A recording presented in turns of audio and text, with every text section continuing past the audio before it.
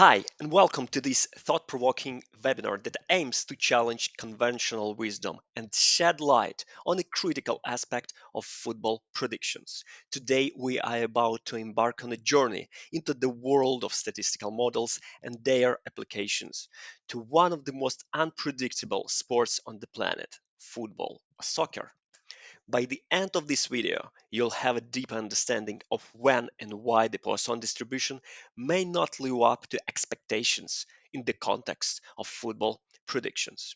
Before kicking off, do subscribe to my channel so you will not miss more football analytics, content, tutorials, and updates. So let's get started. Football, known for its thrilling unpredictability and huge excitement it brings to millions of fans. It has also been the subject of intense analysis and predictions attempts. One of the widely recognized tools in this quest has been the Poisson distribution, a mathematical model that has been employed for decades in trying to foresee the number of goals scored in a match. However, any seasoned football enthusiast knows the game often defies statistical expectations, delivering nail-biting upsets, high-scoring thrillers, and low-scoring tactical battles that leave even the most experienced analysts scratching their heads. This leads us to a crucial question. Is the Poisson distribution truly a reliable tool for predicting football goals? Or does it fail short in capturing the game's essence? So, what is Poisson? The Poisson distribution is a mathematical model that helps us understand and predict the number of rare events that occur within a fixed interval of time or space. Imagine you are waiting for a rare events to happen like car accidents at a particular intersection, phone calls at a customer service center, or meteor strikes on a planet. The Poisson distribution helps us answer questions like how many car accidents can we expect at this intersection in a day?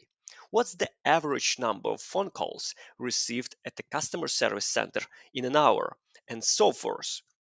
The Poisson distribution assumes that these events happen at a constant average rate and they are independent of each other. In simple terms, the events don't affect each other and they occur randomly. By the way, if you want to explore more about the Poisson model, check my previous video. Now, let's critically examine the limitations of the Poisson distribution when applied to football predictions. Our goal is to provide you with the well-rounded perspective on why, despite its widespread use, this model may not always be the silver bullet for forecasting goals in football matches. Long story short, the Poisson model assumes events are independent and occur at a constant rate, which doesn't always hold in football. The model's simplicity can lead to inaccurate predictions in a sport as dynamic as football. But let's break down in detail why football goals don't always follow the Poisson distribution and why it can be relied upon for accurate goal predictions. Well, first of all, the unpredictable nature of football. Football is an unpredictable game. That's what makes it exciting. In a Poisson distribution, we assume that events happen at a constant and regular rate, like flipping a coin. But in football, the action on the field is far from regular. It's influenced by many things, like how well teams are playing, the skills of individual players, and even luck. Sometimes everything can change in an instant with a surprise goal or a brilliant save. Team performance matters. The Poisson model doesn't consider how good or bad a team is at scoring goals or preventing them. In football, some teams are excellent at scoring goals, while others are great at defending. This isn't always the same from one match to the next. So, a model that assumes every team is the same just doesn't fit the reality of football. Star players and injuries.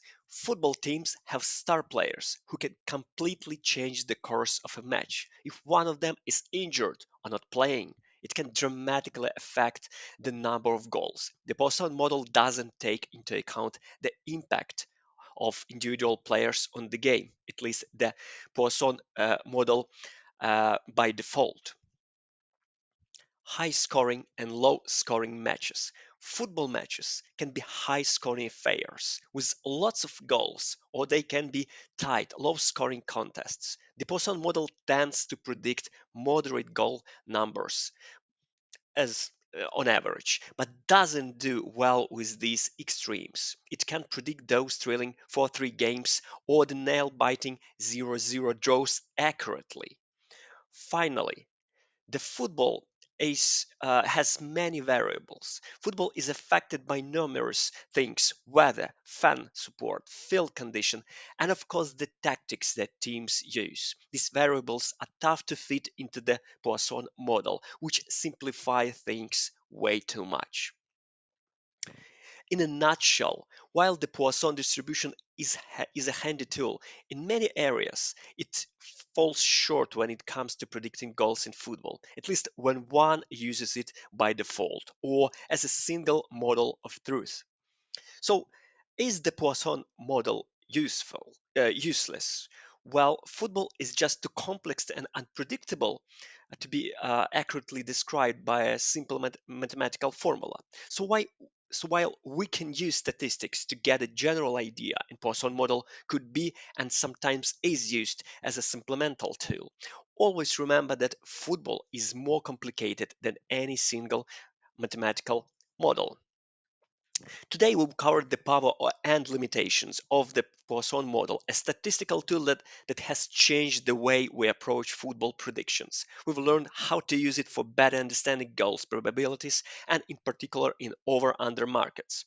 To continue this journey, don't forget to like and subscribe to my channel so not to miss upcoming football analytics content, tutorials, and updates. If you enjoyed this video, show your support by buying me a virtual coffee on buymeacoffee.com. The link is on your screen and in video description. Your support will help me continue to provide you with the quality insights, tutorials, and resources for the world of football analytics. Thank you for watching. I look forward to sharing more exciting discoveries with you in the future. Until then, keep exploring football through the lens of data and analytics. Cheers!